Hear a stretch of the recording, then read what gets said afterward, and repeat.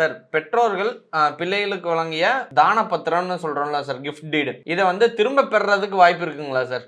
திரும்ப பெறதுக்கு வாய்ப்பு இருக்கு. ஆனா, அத வந்து திரும்ப பெறக்கூடாதுன்றது தான் என்னுடைய கருத்து. அதாவது ஒன்ஸ் குடுத்தாச்சு. குடுத்ததுக்கப்புறம் சின்ன சின்ன சிறு சிறு காரணங்களுக்காக அத ரிவோக் பண்றது அப்படின்றது என்ன பொறுத்தவரைக்கும் தப்பு. சட்டப்படி பார்த்தீங்கன்னா, ஆக்சுவலி ரிவோக் பண்ண முடியாது. ஒரு சில காரணங்கள தவிர. அது எப்படின்னா, மோசடியா ஏதாவது ஒரு இடத்துல பெரியவங்க கிட்ட போய், அப்பா இந்த இடத்துல கையெழுத்து போடுங்க. இத பண்றேன் அப்படின்னு ஒரு சில பேருக்கு காது கேட்காம இருக்கலாம். இல்ல ரொம்ப கொஞ்சம் சுயநினைவு கொஞ்சம் குறைவா இருக்கலாம். நேரா கூட்டிட்டு போய், இந்த இடத்துல இல்லப்பா சும்மா தான்ப்பா கையெழுத்து போடுங்க. நான் ஏதோ கடன் வாங்குறேன். ஜாமீன் கையெழுத்து போடுங்க அப்படின்னு கையெழுத்து போட்டு வாங்கினால், இல்ல இந்த மாதிரி மிஸ்ரெப்ரசன்டேஷன், ஃப்ராடுலண்டா இல்ல சீட்டிங் பண்ணி 4 பிள்ளைங்க இருப்பாங்க, அந்த மற்ற 3 பேருக்கு தெரியாம இவர் வந்து தனிப்பட்ட முறையில் ஒரு பழி வாங்குறதுக்கு இந்த மாதிரி இதை கிஃப்ட் ஈடு போட்டுக்கிட்டாருன்னா கண்டிப்பா அதை வந்து ரிவோக் பண்ண முடியும். மனப்பூர்வமான சம்மதத்தோட 4 பேருடைய விட்னஸோட எல்லாருடைய சம்மதத்தோடையும் பண்ணதை வந்து அப்படி சட்டுன்னு ரிவோக் பண்ண முடியாது.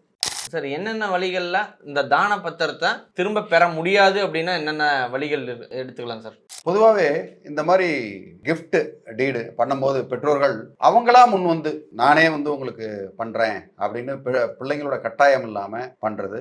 எந்த ஒரு ஒரு கண்டிஷன்ஸ், இந்த கண்டிஷன்ஸ் என்ன, இந்த இடத்துல இதை பண்ணணும் அதை பண்ணணும் இவ்வளவு பணம் கொடுத்து பண்ணணும் அந்த மாதிரி ஏதாவது ஒரு கண்டிஷன்ஸ் இல்லாம பண்றது.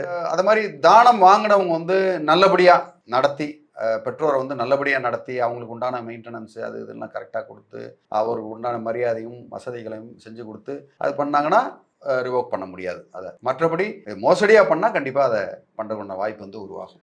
சார், தான செட்டில்மெண்ட் வாங்குற வரையும் நல்ல பெற்றோர்களை கவனிச்சுக்கிட்டு இருந்துட்டு அதுக்கப்புறம் சரியா கவனிக்காம அவங்கள தெருவில் விடுறதோ இல்ல ஆசிரமத்தில் போய் நீங்க சேர்ந்துக்கோங்க அப்படின்னு சொல்றதோ அந்த மாதிரி எல்லாம் இருக்கும் பட்சத்துல கண்டிப்பா வாங்குறதுக்கு கோர்ட்டு நாடுனா வாங்க முடியுங்களா? கண்டிப்பாக வாங்க முடியும். அதில் தான் நம்ம சொல்லிடுறோமே கண்டிஷன்ஸ்னு. எந்த ஒரு கண்டிஷனும் இல்லாமல் பண்ணுற கிஃப்ட் டீடு தான் அந்த இடத்துல செல்லும். கண்டிஷனோட பண்ணுற கிஃப்ட் டீடு, நான் அப்பா உங்களை நல்லா பார்த்துக்கிறேன், கடைசி வரைக்கும் நல்லா பார்த்துக்கிறேன், நல்லா சாப்பாடு போடுறேன், உங்களுக்கு ஏதாவது நோய் நொடி வந்ததுன்னா பார்த்துக்கிறேன் அப்படின்னு சொல்லிட்டு எல்லாத்தையும் வாங்கிக்கிட்டு அவர் ஒன்றும் பண்ணல அப்படின்னா அந்த பத்திரத்தை ரத்து பண்ணுறதுக்கு உண்டான அதிகாரம் வந்து 100% உண்டு.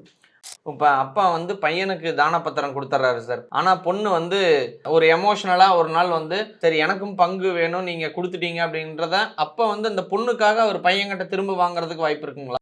அது வந்து மாரலி தப்பு, சட்டப்படியும் தப்பு. முதல்ல ஒரு டெசிஷன் எடுத்தாச்சு, மகனுக்கு கொடுக்கணும் அப்படின்ற ஒரு டெசிஷனோட வந்துட்டீங்க. அவர் சுயமா சம்பாரிச்சிருந்தா அது தாத்தா சொத்து அவர் அப்படி பண்ண முடியாது. அது மாதிரி ஒரு கண்டிஷன் வந்து பொண்ணு வந்து திடீர்னு அழுதுகிட்டு வந்து எனக்கு பண்ணல நீங்க அப்படின்ற ஒரு காரணத்துக்காக பையனை வந்து அவதூறா தவறா சொல்லி நீங்க கிஃப்டீட கேன்சல் பண்ண முடியாது. அப்ப அவர் தவறா சொல்றவரா ஆயிருது. தவற நான் ஏதோ ஒரு நினப்புல செஞ்சுட்டேன் அப்படின்லாம் சொல்ல முடியாது. முழு மனதோட நீங்க கொடுக்குறீங்க, கொடுத்து முடிச்சிடுறீங்க. அதுக்கப்புறம் பொண்ணு வந்து இல்ல அதை கேன்சல் பண்ணுன்னு அதை கேன்சல் பண்றதுன்றது அது சட்டப்படியும் மாரல் படியும் அது தவறுன்றதான் என்னோட கருத்து. இதை வந்து எந்த நீதிமன்றங்கள் அணுகி நம்ம நடத்த முடியும் சார்? பொதுவாக இதெல்லாம் வந்து பார்த்தீங்கன்னா ஆர்டிஓ கோர்ட்டில் பண்ணலாம், ரெவன்யூ டிவிஷனல் ஆஃபீஸர் அதில் கலெக்டர் ஆஃபீஸில் பண்ண முடியும், சமூக நலத்துறையில் பண்ண முடியும். ஓகே, அது மாதிரி சிவில் கோர்ட்டில் போட்டும் அந்த நீதியை பெற முடியும்.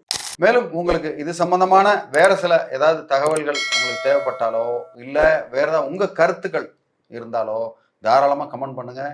இல்லை எனக்கு உங்களுக்கு பர்சனல் மெசேஜ் இருந்ததுன்னா வாட்ஸ்அப் பண்ணுங்கள். உங்களுக்கு உதவுறது காத்துக்கிட்டு இருக்கேன். நன்றி, வணக்கம்.